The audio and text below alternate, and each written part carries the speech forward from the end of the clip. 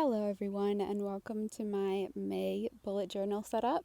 So first I wanted to flip through my April setup and show that off because I really liked this theme of the plants and the potted plants and the hanging plants. So here's that. And then without further ado, we'll get started on May. So as you can see, most of my cover page is already done because when I started recording, everything that could go wrong went wrong. Yeah, but anyway, so May's theme this month is like this May Day. If you've seen Midsummer, that's kind of the vibe I was going for, like this May Day celebration.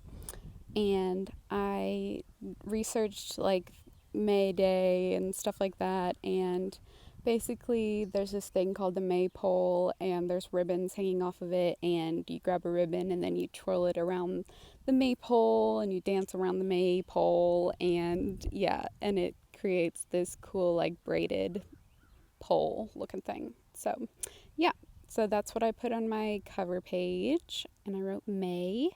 And then here is the calendar page, and I just did a basic calendar. And yeah, and then I drew a picnic basket underneath. So May Day occurs every year on May the 1st, and it's a celebration where people just get together and party and eat sweets and have a feast. And yeah, it's been adopted into a lot of different cultures, including the United States, except we refer to it as Labor Day, and it's a celebration that recognizes workers. So that's enough of May Day for now. Now I'm going to talk about my style of bullet journaling. So I love journaling like this because it lets me personalize it as much as I want to, and it's just for me, so I don't really care about making it look perfect. You might notice I don't use a ruler. That's because I honestly like the way it looks. It looks more like hand done, and it shows that I actually made it. And also, my doodles look very doodly and just sketchy, and I think it just makes it a little bit more personal. So, I use my journal as a journal, and I usually just write down what I did every day, and I also use it as a planner. Most people just use it as a planner or just use it as a journal, but I do both. And so you'll see I have pages where I will plan, and then I'll just add more planning spaces or journaling pages as the month goes on. And then here's a page that I do every month called a brain dump page, where I just write down any notes or like to-do lists or shopping lists or whatever, just like anything that's on my mind. And yeah, and it's a page that I can just come back to and jot down things whenever I need it. And I drew some fairies because I read somewhere that people will jump over bonfires on May Day so that their sweets don't get stolen by fairies. So, yeah, I just added some little fairy doodles and some maypole doodles, and this is kind of what they look like when they're all braided up. Yeah, anyway, so here's me coloring all the things in. I used some mild liners, a Tombow dual brush pen, and some Acrylograph Archer and Olive paint pens. And yeah, moving on, the next two pages are my habit tracker and mood tracker.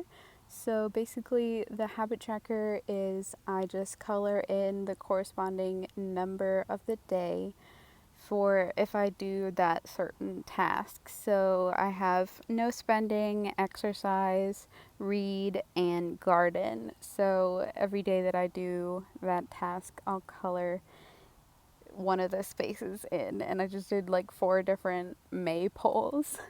And then my mood tracker, I just did a bunch of doodles, and whatever my mood is for that day, I will color in the corresponding color that matches my mood for that day. Oh my gosh, I hope that made sense. It's pretty self-explanatory, I think. So the next spread is my first weekly planner. So I just did a really simple and quick one. I used the acrylograph pens and just outlined each day, and I'll just write each task that I have to do for that day in the box. And then I went back and I wrote the days of the week, and then I got some washi tape and stickers because I love to utilize all of the washi tapes that I have and all of the stickers that I have because I'm addicted to hoarding them. I like how this video turned out also because I love watching the process and I like watching other people do it, so it's cool to see me do it as well. This is not the best monthly theme that I've ever done, but I really like how it turned out, and I like that I get to share it with you. And that's basically it. I just went through and added some final touches and details and stickers, and then here is the final flip through of the month. Oh, I forgot to talk about those stickers at the beginning, but they're just some stickers that I collaged together. Anyway, hope you guys enjoyed my video. Bye.